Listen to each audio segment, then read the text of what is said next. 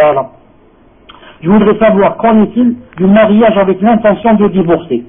Je me marie avec l'intention de divorcer. Car j'ai entendu que les savants et que Cheikh Al-Albani l'a autorisé. Est-ce que cela est vrai, est-ce que je peux le faire, j'ai des problèmes, etc.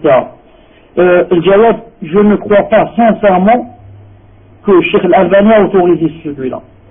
Et d'après que je le connais, Cheikh Al-Albani, je ne crois pas que ce soit le genre qui autorise cela. D'après ce que j'ai lu et j'ai entendu ses cassettes. Et je crois que, on m'a dit, mais c'est pas je crois, mais j'ai lu que Cheikh Ben Baz avait dit cela à l'Ahmatullah. Cheikh Ben Baz et non pas Al-Albani, mais on m'a dit qu'à la fin de sa vie, il s'en dit, il s'est retiré. Il a dit, ce que j'ai dit là-bas, il ne faut pas le prendre. Wallah alam qu'il a dit cela. Mais je voudrais te dire une chose, barakallahu fik. Comme a dit Cheikh Ben Uthaymeen, il a dit ça s'appelle la trahison. Khuda. Pourquoi? Il a dit lui aussi, est-ce que toi par exemple, tu accepterais que quelqu'un vienne demander la main de ta sœur ou de ta fille? Ta fille, ça fait 20 ans que tu l'éduques, tu l'élèves, 20 ans que tu lui parles du mariage, et voilà que maintenant, quelqu'un est venu lui demander sa main, mais il a dans l'intention que dans une semaine ou là, un mois ou là, il va divorcer.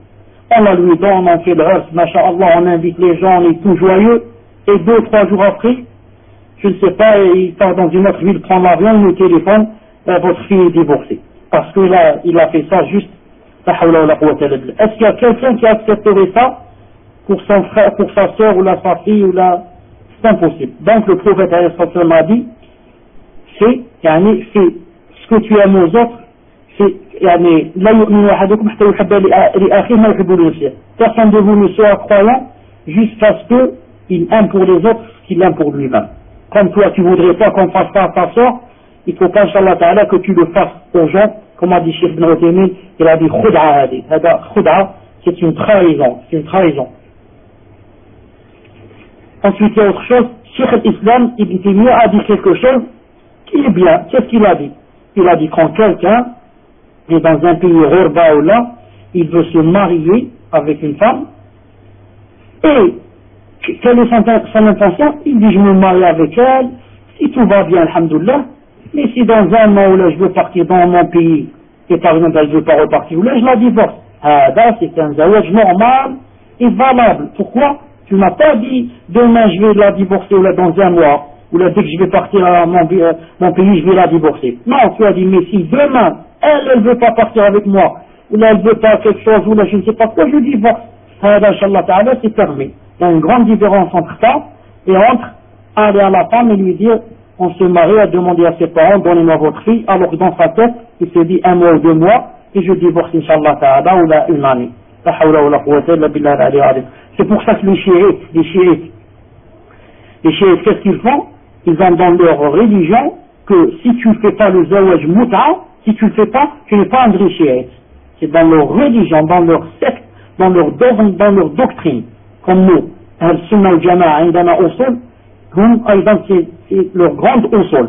Tu dois dire que zawaj mut'a est valable, sinon tu n'es pas un chiite. Qu'est-ce qu'ils font? Ils vivent en Amérique, ils vivent en Angleterre, ils ont beaucoup d'argent, ils sont là-bas, des richards, etc. Qu'est-ce qu'ils font? Ils se marient avec des Anglaises et des Américaines temporairement. Et l'Anglaise et l'Américaine, elles croient que c'est ça l'islam. Elle ne fait pas la différence entre chiites et sunnis. Il y a des musulmans qui ne font pas la différence. Il y a des gens qui ont 30 ans de prière et ils ne font pas la différence.